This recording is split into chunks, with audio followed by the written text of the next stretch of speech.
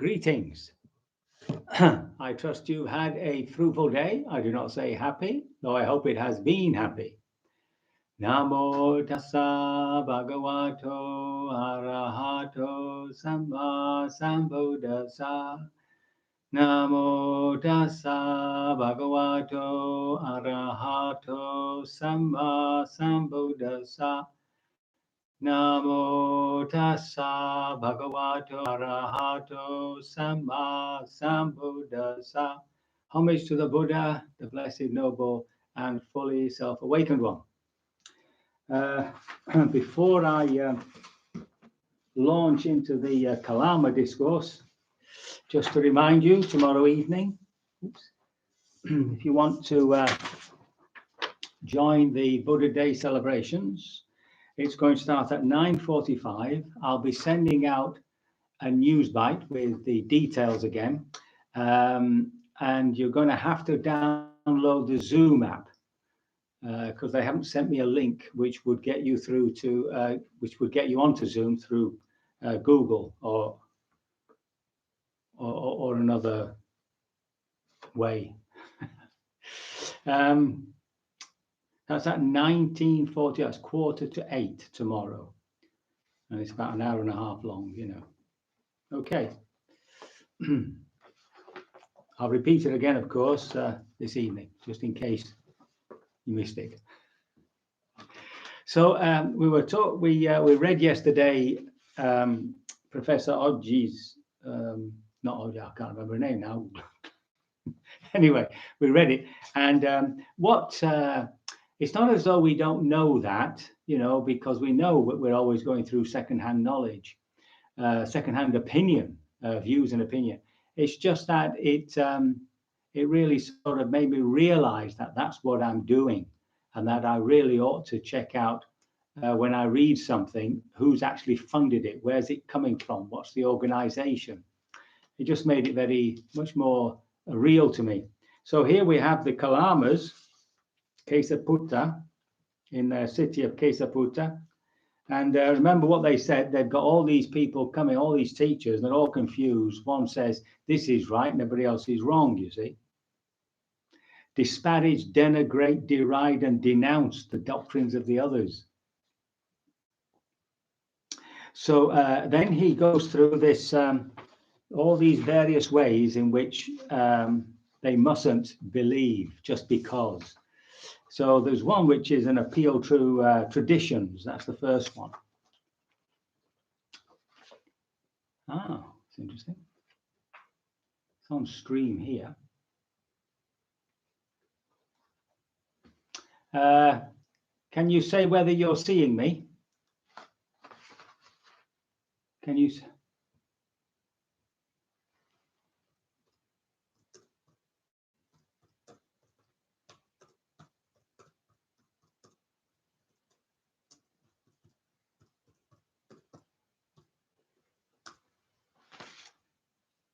Yes.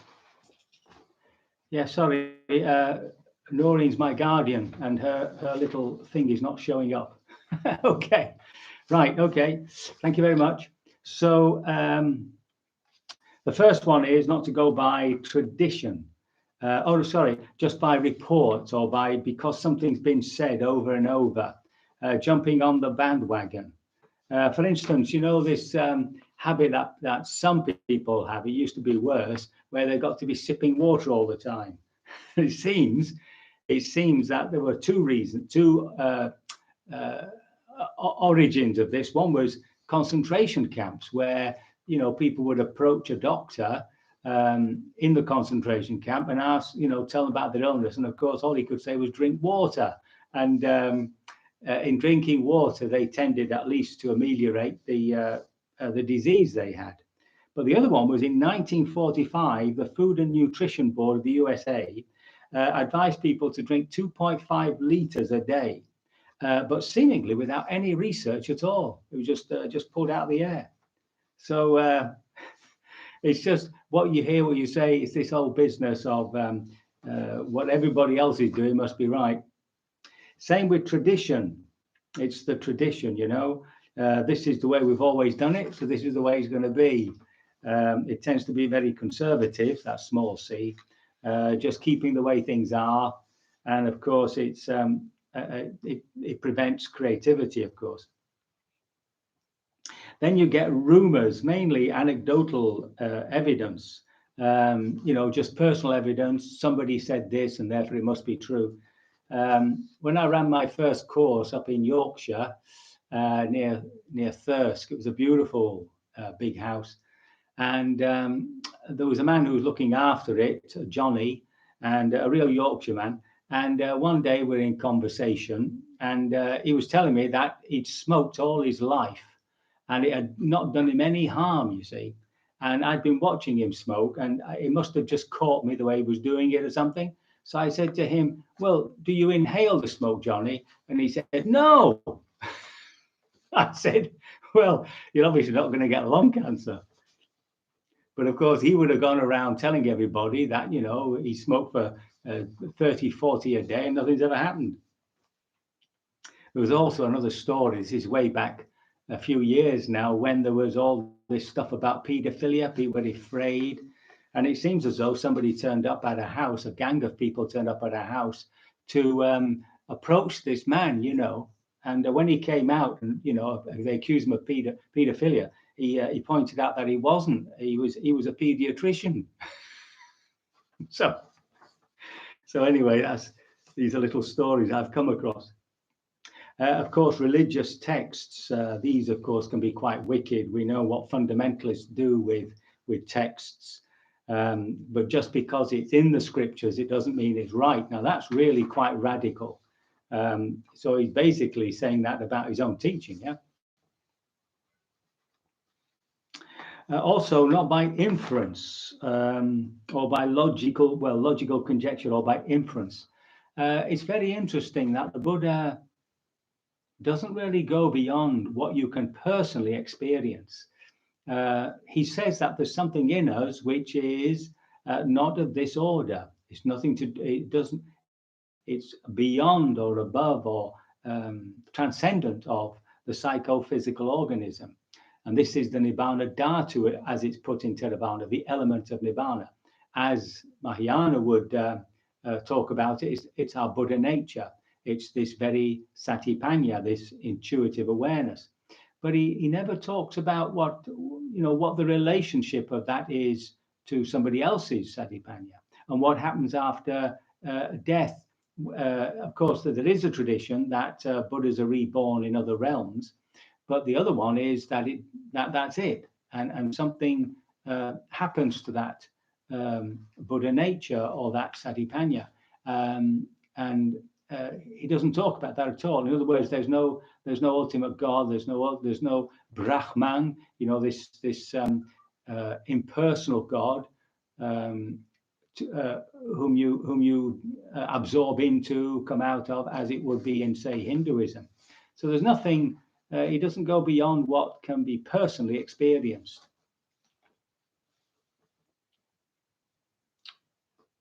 The one that people, the phrase that captures this is, the map is not the territory. It's getting confused with ideas and logical ideas and all that with actually what's real. So the Buddha doesn't go into metaphysical propositions so much. The other one is upon axiom, because it contradicts established norms or beliefs and whatnot. And I found that there's a special title for this. It's called the Semivice Reflex, and this is the story. It derives from the name of a Hungarian physician, Ignaz Semmelweis, who discovered in 1847 that childbed fever mortality rates fell tenfold when doctors disinfected their hands with chlorine solution before moving from one patient to another, and most particularly after an autopsy. At one of the two maternity wards at the university hospital where Semmelweis worked, physicians performed autopsy on every deceased patient. Semmelweis' procedure saved many lives by stopping the ongoing contamination of patients, mostly pregnant women, with what he termed cadaverous particles, This is 20 years before germ theory was discovered. Despite overwhelming empirical evidence, his fellow doctors rejected. I think maybe not all, but many of his fellow doctors rejected his hand-washing suggestions, often for non-medical reasons. For instance, some doctors refused to believe that a gentleman's hand could transmit disease. So that's you know, this is the fact, and this is the way it is, and that's impossible. There's also specious, silly reasoning, illogical reasoning. This is again, it's a formal thing. They call it divine fallacy. If you can't understand something, if, like, for instance, if you're in a God-believing community, if you can't understand something, then God knows. You see, everything's put down to God. I remember I was up in Kandy once with I was up there visiting, and I happened to share a bench with a Muslim, and we got talking, and I asked him about God, you know, and he said, you know, and I said to him, you know, what's the proof that God exists, you see? And he just pointed to nature and said, all this. See, God made this. And that was it. That was it. There's no argument against that.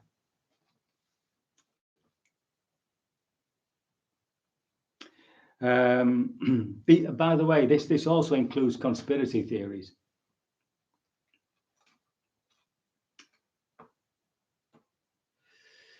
And the final one, I think it's the final one. Yes, the final one. The final one is upon another seeming ability, or that this particular monk or this particular person is my teacher. So this is often a big mistake, isn't it? Where people devote themselves blindly to a teacher or to a particular tradition, and they can't sort of get out of it. Let me see now. There's another bit of paper. Yes, examples. Given examples of this is, how dare you criticize the Prime Minister? What do you know about running an entire country? So we won't go into that one. Now, usually when people mention this Kalama discourse and they point out the free thinking that the Buddha is saying, you know, that it's up to you. Let me just get the quote there. But when Kalamas, you know for yourselves, these things are wholesome, these things are blameworthy, these things are censured by the wise, these things, if accepted and undertaken, lead to harm and suffering, then you should abandon them. And of course, he says the opposite for what's good. So he's always really pushing people to investigate for themselves and to be sure for themselves by their own experience. So that's why it's called a charter of free thought, the Kalama Discourse. But he doesn't stop there. He does go into quite a discourse then about really the two things that he teaches throughout the scriptures, to, you know, ethics and transcendence. This one is not so concerned with transcendence. It comes right at the end, as you'll see, but always about ethics. So that's his first question here. You see, what do you think when greed arises in a person? Is that for his welfare and for his harm? Is for his harm, Bhante? Kalama is a greedy person overcome by greed, with mind obsessed by it, destroys life, takes what is not given, transgresses with another's wife, speaks falsehood, and he encourages others to do likewise. Will that lead to his harm and suffering for a long time? Yes, Bhante. And of course, then he goes on to hatred and on to delusion. And then he says the opposite, of course. It's a sort of question and answer thing. Remember, these are remembered, so there has to be a certain repetition to make it easy to remember these discourses. What do you think, Kalamas? Are these things wholesome or unwholesome? Blameworthy, and then he goes on. So then he says, right. And then of course says the opposite. When non-greed arises in a person, is it for his welfare or his harm? So it's for his welfare. Kalama is a person without greed, not overcome by greed, his mind not obsessed by it, does not destroy life, take what is not given, transgress with another's wife, or speak falsehood, nor does he encourage others to do likewise. Will that lead to his welfare and happiness for a long time? Yes, Bhante. And of course, the same with non-hatred and the same with non-delusion. The Buddha does, more often than not, prefer the negative. So if there's not greed, then there must be all those qualities that are not greed. So instead of saying, generosity and all that sort of stuff, trying to find words for all that, he just simply says where there's no greed, then there's not that possibility of making mistakes that greed would lead you to. So then when he's cleared the path, when he said, look, it's up to you to decide what is to your welfare, to the welfare of others, etc.